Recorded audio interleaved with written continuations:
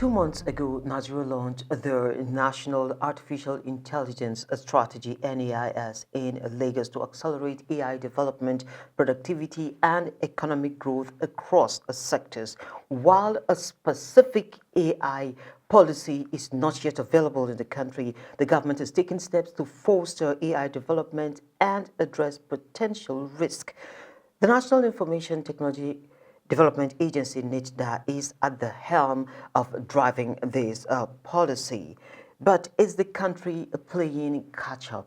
Questions upon questions. Why, for instance, are the developed economies getting the most out of AI advancements when you compare them to the developing nations globally? Well, this edition is focused on the use of innovative digital technology tools to address interconnected challenges in health, agriculture, and environmental sustainability.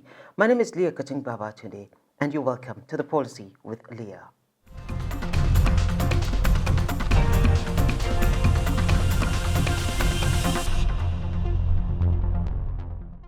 As always, we begin the business of the day from the trends table.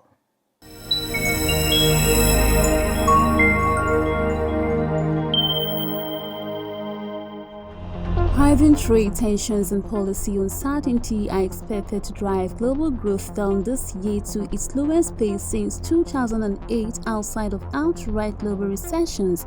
According to the World Bank's latest Global Economic Prospect Report, the turmoil has resulted in growth forecasts being cut in nearly 70% of all economies across all regions and income groups. Although a global recession is not expected, the banks posit that if forecasts for the next 2 years materialize, average global growth in the first 7 years of the 2020s will be the slowest of any decade since the 1960s. The federal government has reaffirmed its commitment to fostering sustainable economic growth through a landmark $50 million investment in the Nigerian Wholesale Impact Investment Fund, anchoring the fund's first close at $100 million. The government, in a statement, said the strategic initiative supports President Bola Ahmed Tinubu's vision of achieving 7% annual economic growth with a focus on critical sectors including agriculture, infrastructure, and digital innovation. Mr. Wale Edun, Minister of Finance and Coordinating Minister of the Economy, commended the collaborative effort, stating that the partnership amplifies the power of public-private collaboration in advancing Nigeria's economic priorities. He added that government is committed to ensuring transparency, efficiency, and measurable impact in deploying the resources to benefit all Nigerians. The Central Bank of Nigeria (CBN) has debunked reports suggesting that the bank has extended the deadline for the recapitalization of Bureau de Change (BDC) operators to December 31, 2025. The CBN, through its acting director of the Corporate Communication Department, Mrs. Hakama Sidi Ali, described the information as false, misleading, and stated that it should be disregarded. According to her, the bank has not granted any such extension beyond the previously communicated deadline of June 3, 2025, and any other information should be disregarded. The Securities and Exchange Commission (SEC) has again cautioned against transactions with CBEX, a smart treasury or super technology, pointing out that the platform is illegal. The Commission restated that the platform is not registered with or authorized to offer investment-related services to the Nigerian public. Those still transacting with it risk losing their funds. According to the SEC, enforcement action has already been initiated against CBEX and its promoters following its previous unauthorized investment activities in line with the provisions of the Investment and Securities Act 2025.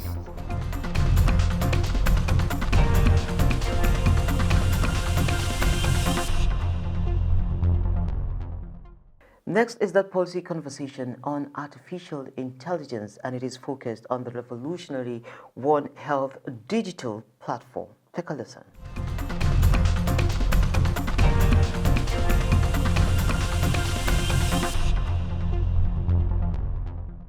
The everyday health system and development, of course, comes with its unique challenges, and all the time there is a need to innovate. And of course, science and technology have proven that for countries like Nigeria, with diverse health care problems, there's a need to look into how to adapt technology to solve the bulk of these problems. And that is our focus today.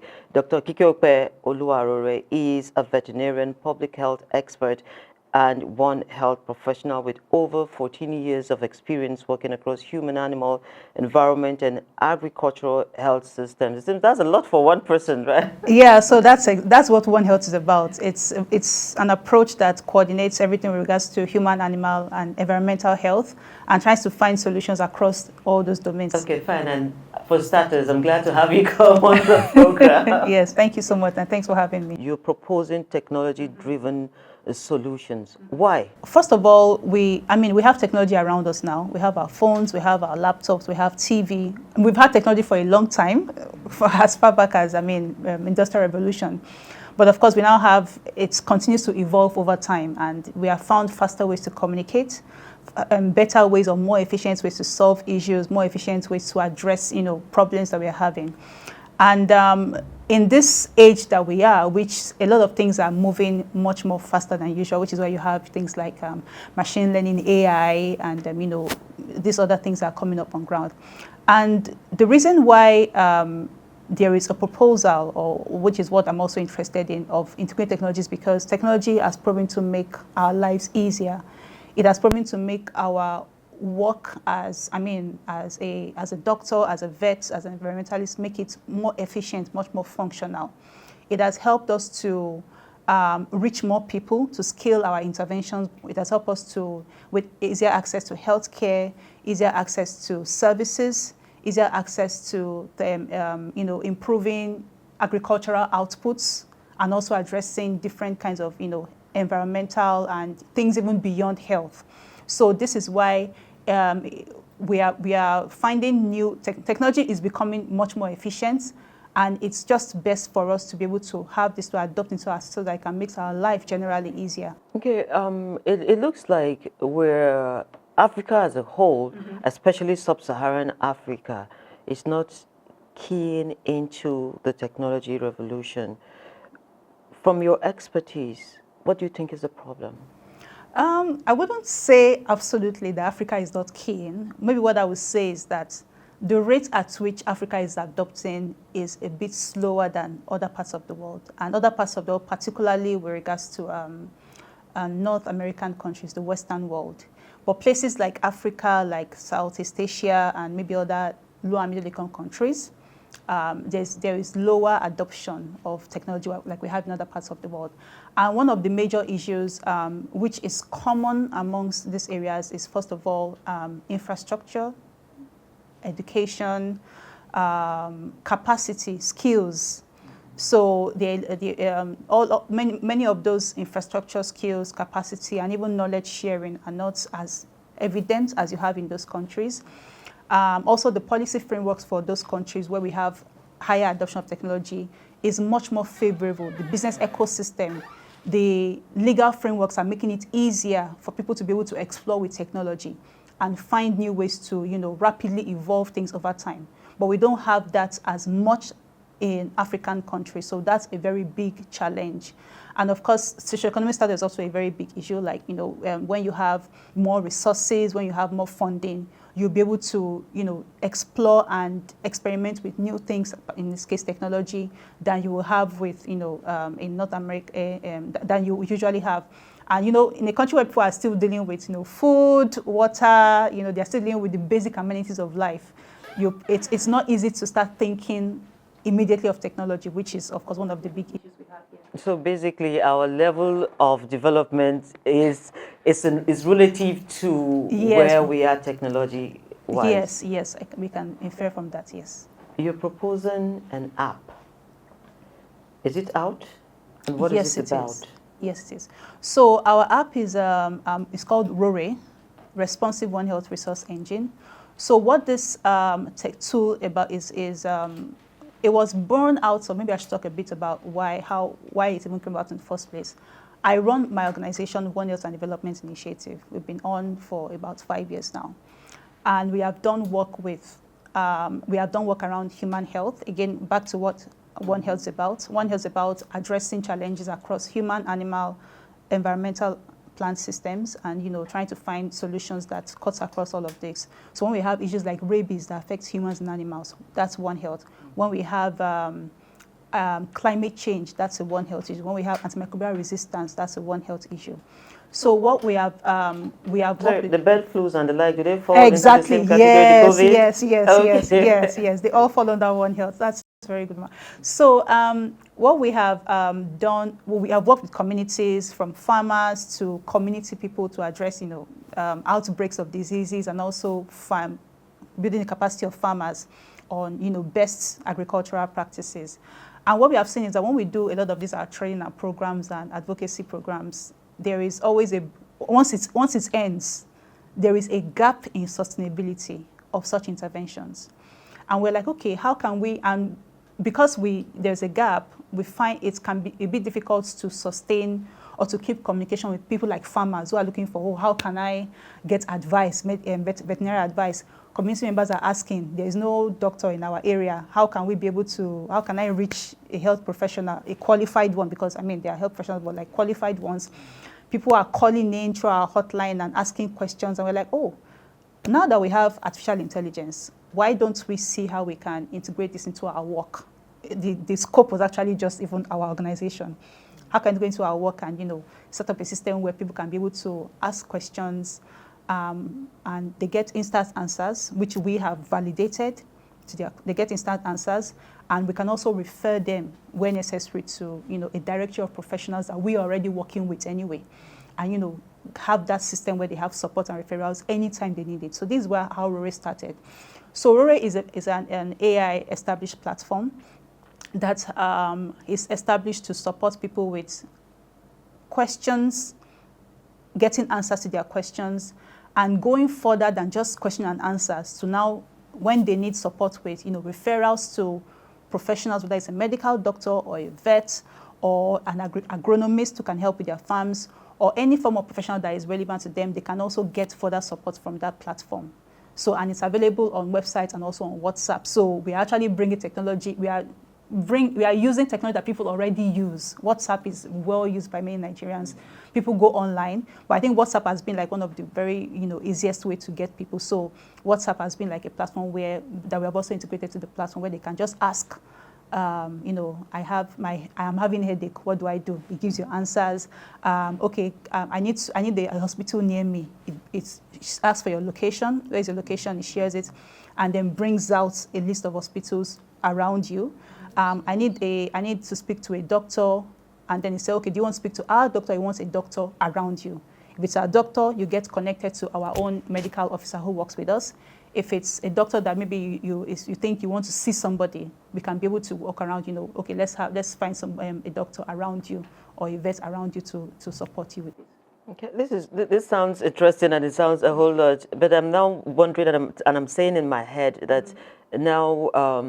You're going to be dealing on the government side now with a minimum of 3 ministries. I'm talking Ministry of Health and Humanitarian. I'm talking Ministry of Agri, and then the newly established Livestock Ministry. Yes. Are you having a conversation with these three? Yes. What kinds of conversations are you having? In fact, we have when we started developing around these ideas, we actually approached the Ministry of Agri and the Ministry of Environment, and they present. We have approached people across all sectors, but Ministry of Agri and Environment they are really cooperative with this.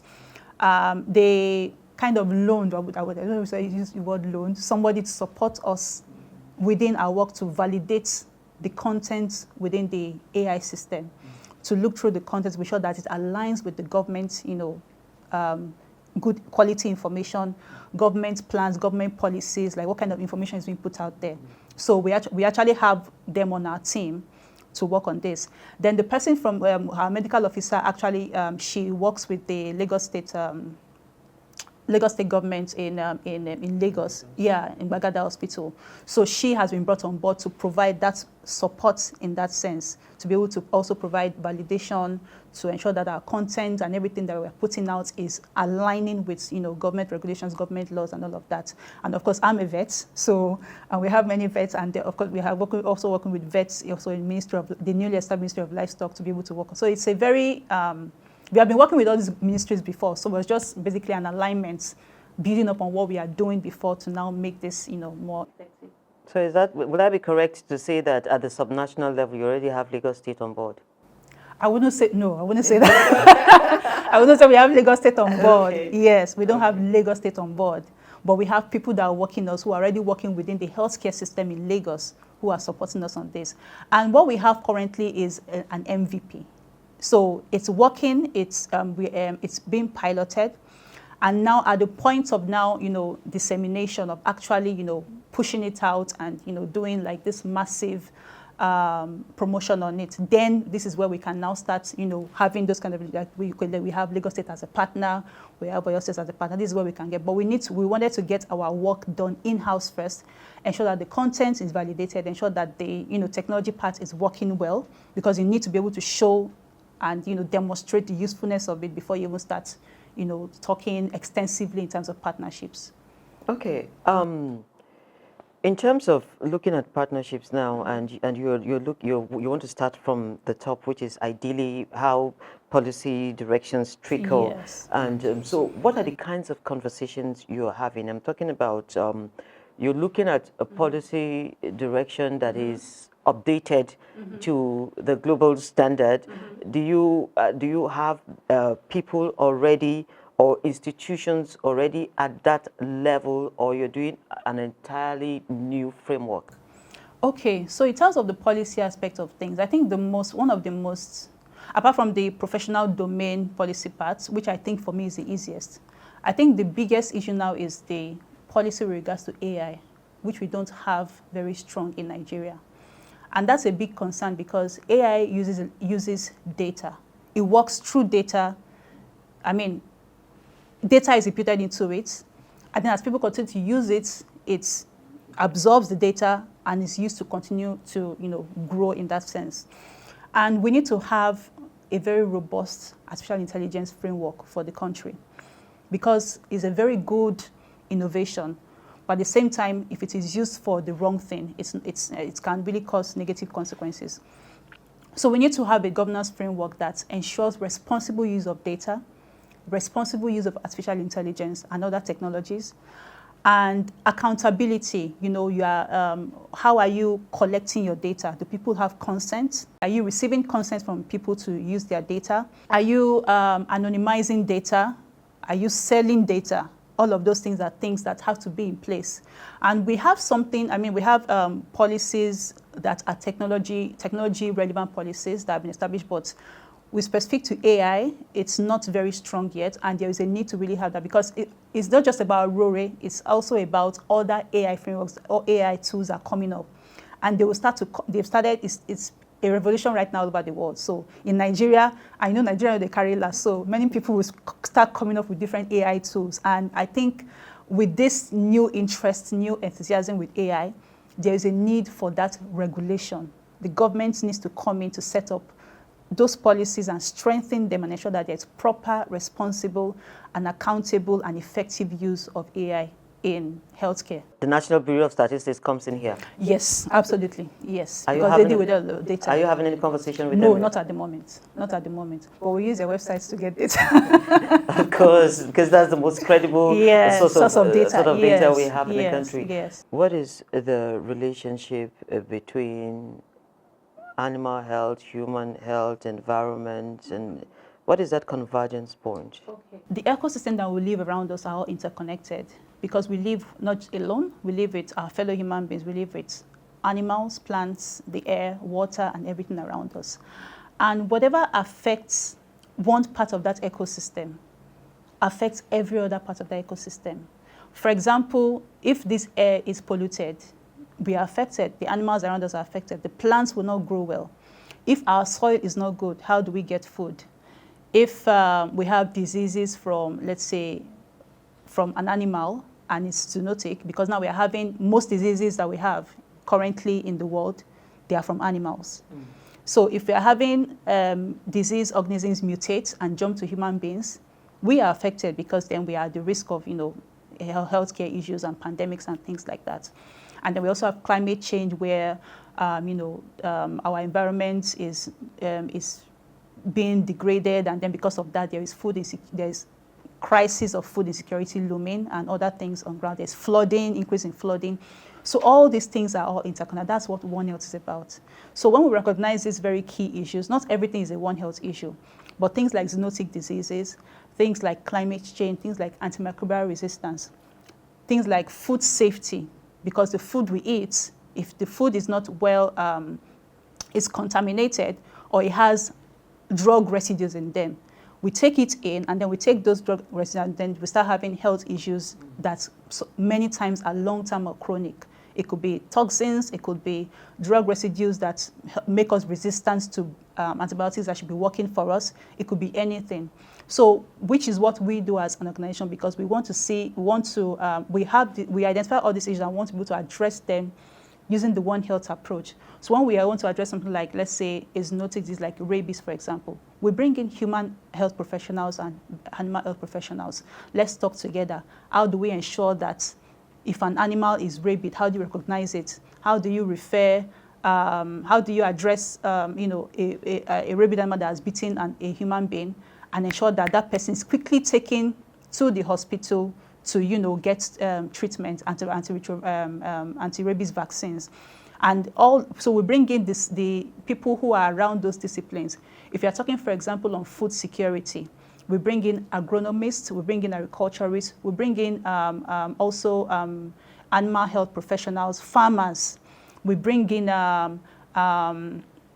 environmentalists, because they also have a lot to do with like the environment and where those food is being grown from. So these are the kind of things that we do, and which is why the world that we are in is interconnected, and which is why even at individual level, we need to also be careful to ensure that our environment is sustainable, is clean. For myself, I'm very happy when I wake up and I'm hearing birds, because it means that the environment is safe for them, and that means safe for me too. These are indicators of poor health. If, for example, you are in a place and you can't even hear any life, you can't see any animal, you can't see any, even if they are vectors, but you can't see any, you can't hear any, you can't see grass growing, you can't hear birds chirping. That's not a good sign of a good environment. It means that all the animals there have been, have left for a reason, they've died or left for a reason.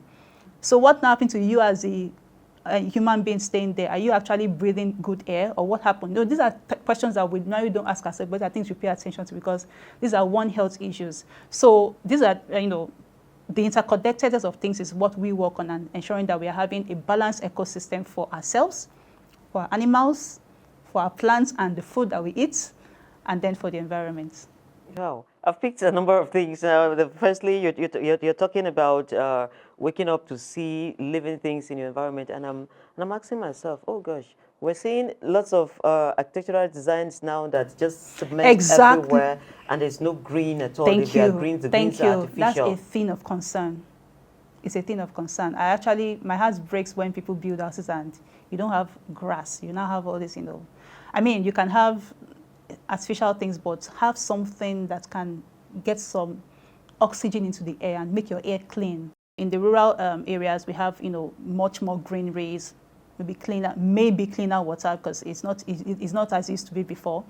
What they have done is that there are already regulations in countries where anytime anybody builds a house, there are some certain characteristics that you should have. There should be lots of greenery. So we can actually bring village to ourselves in the urban areas if we are able to have such systems of urban regional planning, where we have areas where we can have greenery, we can have some level of environmental cleanliness in that sense, in terms of air quality, in terms of having more nature-themed areas instead of just artificial things. So we can have them within the urban areas also. But of course, what we have with ZeroSM is that there is less infrastructure. Let's have some nature around us. I love those kind of environments. I want to say thank you, Doctor. I wish you had more time. Thank you for making time for this conversation. Thank you so much for having me.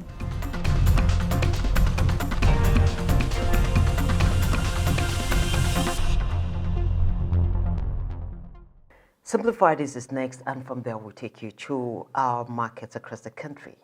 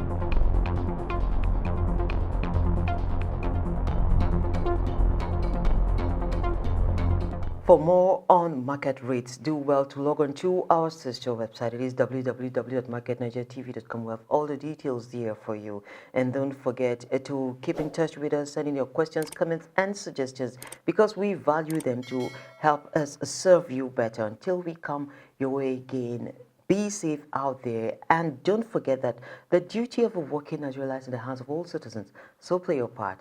God bless Nigeria.